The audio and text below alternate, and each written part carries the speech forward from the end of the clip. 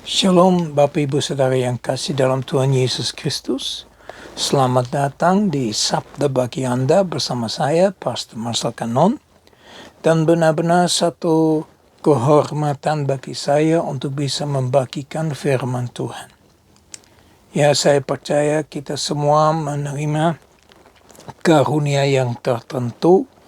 Dan memang yang Tuhan berikan kepada saya untuk mengungkapkan firman Tuhan yang lebih lagi.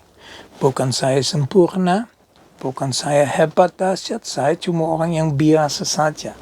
Yang menyerahkan nyawanya untuk dipakai bagi kemuliaan nama Tuhan. Nah, sebagaimana saya sudah berkata di hari Senin, ya kita akan melihat kepada apa yang Tuhan ingin daripada kita. Dan saya akan bahas 6 hal. 3 saya sudah bahas dari Perjanjian Lama dan 3 yang saya akan bahas dari Perjanjian Baru. Ya, kita sudah bahas 3 hal yang hari Senin, Selasa, dan Rabu.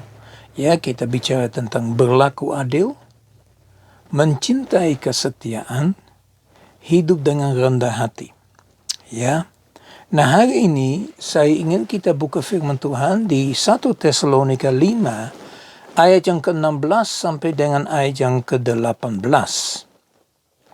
Saya ulangin, 1 Tesalonika 5 ayat 16 sampai dengan 18. Dikatakan begini, bersukacitalah senantiasa, tetaplah berdoa, mengucap syukur dalam segala hal. Sebab itulah yang dikehendaki Allah di dalam Kristus Yesus bagi kamu. Jadi dengan kata lain, inilah pesan daripada Bapa di surga, ya, karena Dia punya satu keinginan di mana kita akan melakukan ketika hal ini, ya, supaya kita dapat melakukan itu di dalam Kristus Yesus. Ya, jadi penting sekali bahwa ini sekali lagi adalah pesan umum buat kita semua, untuk kita semua yang lakukan. Ya, jadi ini bukan sesuatu yang hanya untuk orang tertentu saja, tapi ini untuk kita semua. Ya, dikatakan bersukacitalah senantiasa. Dan ini yang kita akan fokus pada hari ini. Ya, apa sih sebetulnya arti daripada senantiasa? Sebelum kita fokus kepada bersukacita, kita lihat kepada kata senantiasa.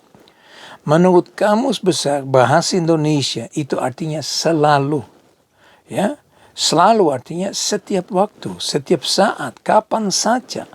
Ya, jadi kita diberitahukan untuk bersukacita kapan saja. Selalu, senantiasa, setiap saat. Ya, jadi apa yang kita harus lakukan? Bersukacita. Dalam bahasa Inggris saya mengakhiri renungan selalu dengan berkata bersukacitalah. Ya, senantiasa atau bersukacitalah. Sekali lagi aku berkata bersukacita, dan sebentar kita juga akan berfokus ke itu. Ya, jadi ini sesuatu yang benar-benar saya suka banget. Ya, bahwa kita benar-benar mengalami satu kesukaan di dalam Tuhan. Nah, sukacita itu Anda tidak dapat beli di pasar. Anda tidak bisa pergi ke pasar, ya, untuk beli 1 kilo sukacita. Anda bisa beli 1 kilo kopi, teh, Anda bisa beli sayur, daging, dan lain-lainnya. Tetapi tidak ada yang menjual 1 kilo sukacita. Karena memang nggak bisa dibeli.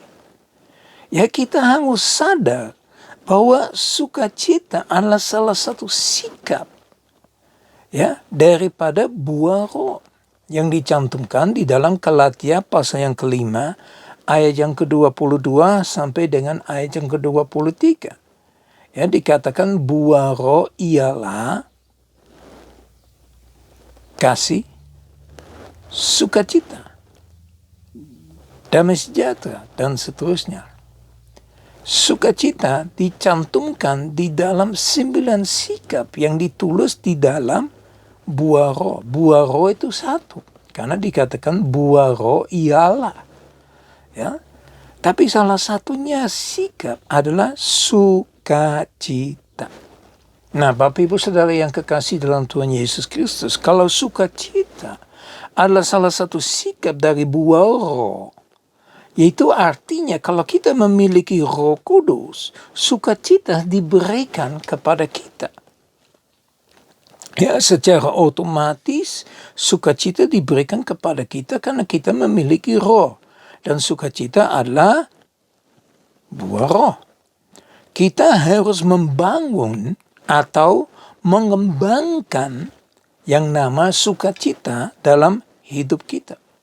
Nah, bagaimana kita dapat melakukan itu? Bagaimana kita dapat mengembangkan atau membangun sukacita di dalam hidup kita? Dengan berkumpul dengan orang-orang yang lain yang memiliki sukacita. Maksudnya dengan orang-orang yang memiliki fokus kepada hal yang positif, bukan yang negatif. Kalau Anda berkumpul dengan orang yang selalu menganggap remeh segala sesuatu, Anda juga akan menganggap semua jadi remeh. Kalau Anda mengalami sukacita karena ada teman-teman yang memiliki sukacita, nah itu akan mengalir kepada kita semua. Ya, dalam Filipi 4, tadi saya sudah katakan, Filipi 4 ayat 4, bersukacitalah senantiasa dalam Tuhan, sekali lagi kukatakan bersukacita. Ini seringkali saya sampaikan di dalam bahasa Inggris. Ya, bersukacitalah senantiasa dalam Tuhan. Oke, dengan jelas ditulis harus bersukacita di dalam Tuhan. Ya, ini saya mau tambahkan dari yang tadi bersukacita senantiasa, bahwa bersukacita harus di dalam Tuhan. Banyak orang pikir kalau kita mengikut Tuhan nggak ada sukacita. Siapa yang bilang? Setiap hari harus mengalami sukacita kalau kita ada di dalam Tuhan, karena Tuhan ada sukacita. Itu karakternya dari Tuhan juga kita dapat pelajari dalam seluruh firman Tuhan. Ya, jadi dalam ayat ini Filipi 4 ayat 4 2 kali dikatakan bersukacitalah. Berarti itu adalah sesuatu yang sangat amat penting. Mengapa? Nah, untuk mengerti ini, mengapa kita harus bersukacita, kita baca bagian terakhir dari Nehemia 8 ayat yang ke-11. Dikatakan sebab sukacita karena Tuhan itulah perlindunganmu. Jadi Bapak Ibu Saudara yang kekasih dalam Tuhan Yesus Kristus, kalau kita bersukacita karena Tuhan, itu ada satu perlindungan yang kita miliki. Adalah perlindungan dari semua panah api yang diutus oleh si jahat. Iblis berusaha untuk mengganggu kita, untuk menghancurkan kita, untuk membunuh kita, ya, untuk membuat kita jauh daripada Tuhan. Tetapi kalau kita benar-benar memiliki sukacita dari Tuhan, ya, kita memiliki perlindungan. Dalam bahasa Inggris dibilangin bahwa sukacita dalam Tuhan adalah kekuatan. Kekuatan untuk bisa tetap bertahan di dalam seluruh situasi yang kita hadapi. Baik dan buruk, enak dan tidak enak. Bapak Ibu Saudara yang kekasih dalam Tuhan Yesus Kristus, pertanyaan sebetulnya adalah kita, sukacita apa yang Anda miliki? Apakah sukacita yang Anda miliki atau saudara miliki adalah sukacita karena Tuhan? Bukan. Karena dengan sukacita itu nggak bisa main-main. Kita harus serius. Ya, seberapa jauh Tuhan sudah memenuhi kehidupan Anda. Seberapa jauh Tuhan sudah memberikan rohnya. Seberapa jauh Roh Kudus benar-benar menjadi jaminan atas semua kemenangan dalam hidup kita. Seberapa jauh Roh Kudus itu memimpin kita untuk benar-benar memiliki sukacita.